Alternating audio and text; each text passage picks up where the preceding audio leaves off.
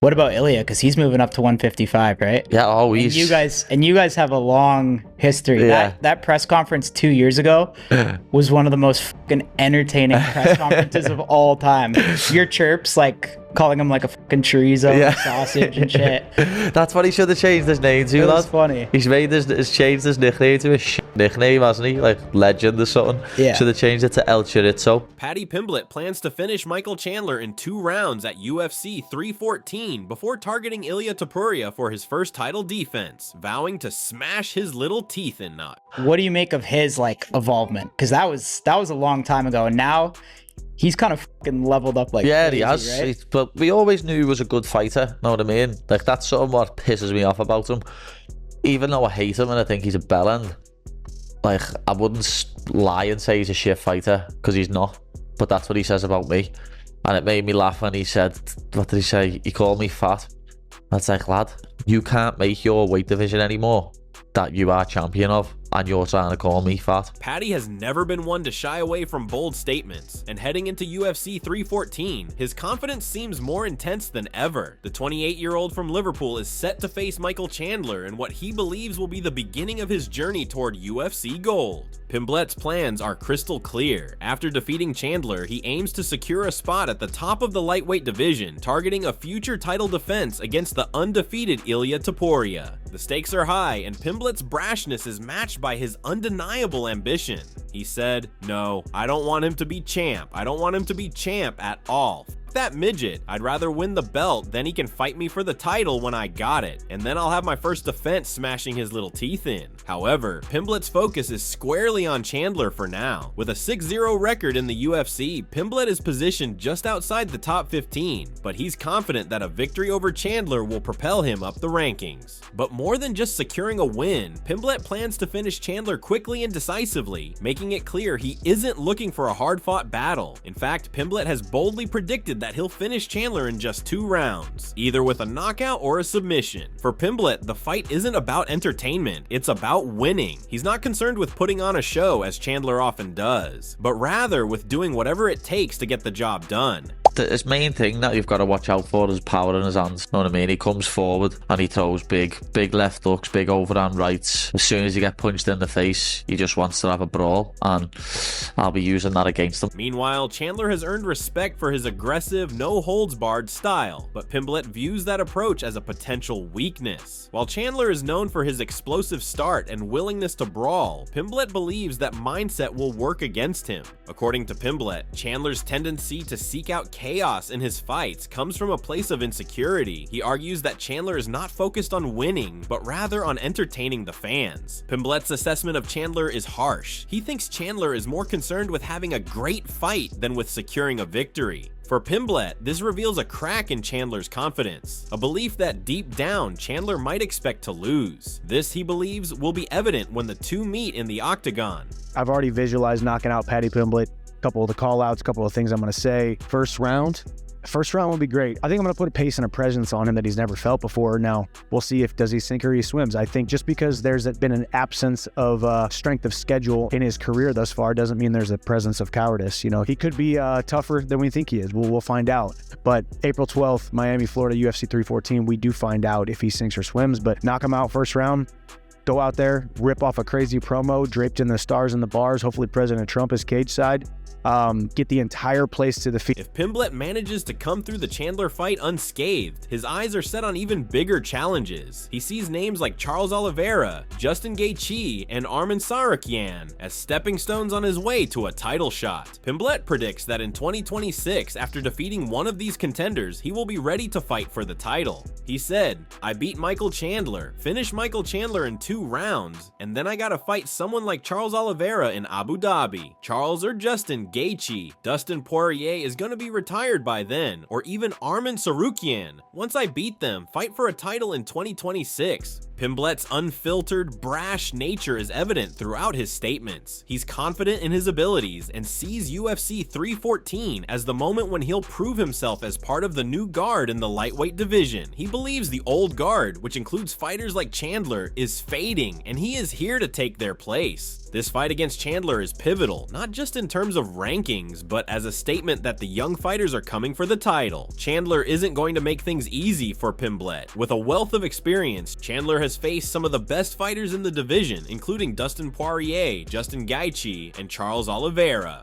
While Chandler's UFC record is not spectacular, with only 2 wins in 6 fights, his opponents have been some of the toughest in the sport. Chandler's never been afraid to face the best, and he's willing to bring that same mentality to this fight with Pimblett. Despite his recent losses, Chandler remains dangerous, and he's well aware that a victory over Pimblett would keep him in the conversation for a title shot. How good is he? I think he's got great belief in himself, which is, I think, the most important thing in this sport. When it comes to physical attributes, power in his hands, ability to finish a fight at all times, great in all positions, I don't think he's there in a lot of ways. I believe I'm going to put a pressure on him. I believe he will know right away within the first exchange he's not stepping into the octagon with Bobby Green, with Tony Ferguson, with some of these guys that he has fought. It's just a different level. And I still believe where I'm at, it's a bad matchup stylistically for him.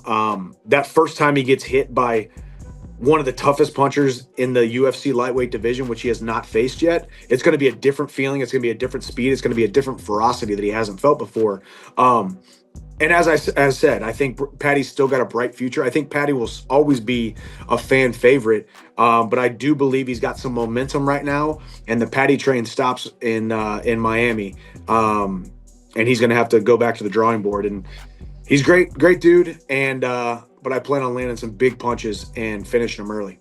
In fact, Chandler is taking the fight very seriously. He's aware of Pimblett's skills and the threat he poses, and he's not underestimating him. Chandler has faced adversity in the octagon before and knows how to handle high-pressure situations. He's been in wars with some of the toughest competitors and has shown resilience, even in defeat. Chandler knows that his path to a title shot is narrowing, and a loss to Pimblett would make that journey even more difficult. The stakes are high for Chandler, and his mindset heading into UFC 314 is to prove that he's still among the elite lightweights in the UFC.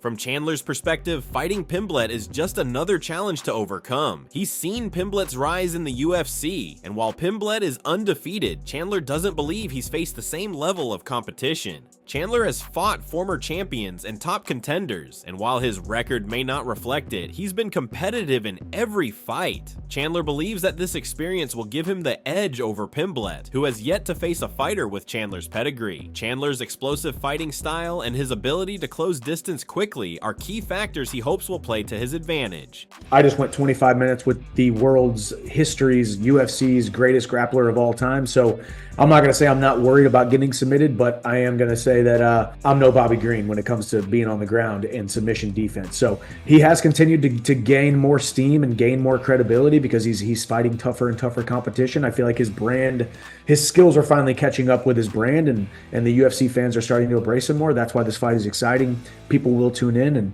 those are the kind of fights I like to be a part of. However, former middleweight champion Robert Whittaker sees Pimblett as the favorite in this matchup. Whittaker believes that while Chandler has the potential to be dangerous with his power and explosiveness, his tendency to fade as the fight goes on will give Pimblett the upper hand. Whittaker predicts that Chandler will start strong, but as the fight progresses, his pace will slow down, and Pimblett will start to take over. Whittaker also notes that Pimblett's underrated submission game could play a crucial role if Chandler becomes reckless with his takedowns.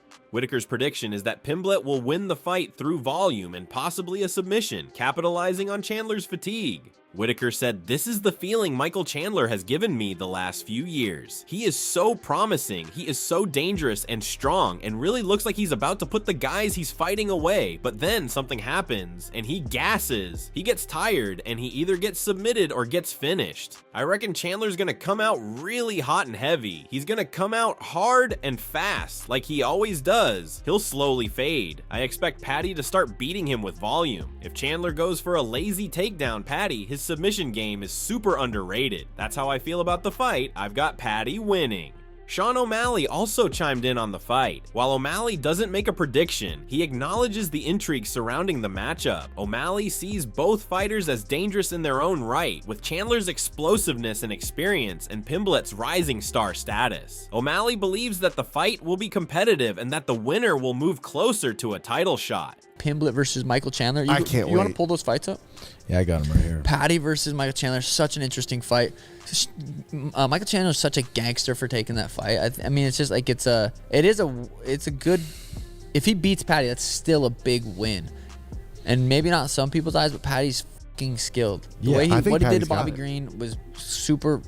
And he's yeah, confident. Like, yeah, it's gonna be. it's a big fight. Michael Chandler's a beast for taking that fight. Patty's a beast for. I mean, that's Patty. What he wants to do is climb the rankings. I think that fight makes so much sense. I don't know who wins either. It's going to be. I feel like it's going to be very competitive. Ultimately, UFC 314 is a pivotal moment for both fighters. For Pimblett, it's a chance to solidify his place among the top contenders in the lightweight division, while for Chandler, it's a must-win situation to keep his title aspirations alive. Both fighters have plenty on the line, and the outcome of this fight will have significant implications for their careers moving forward.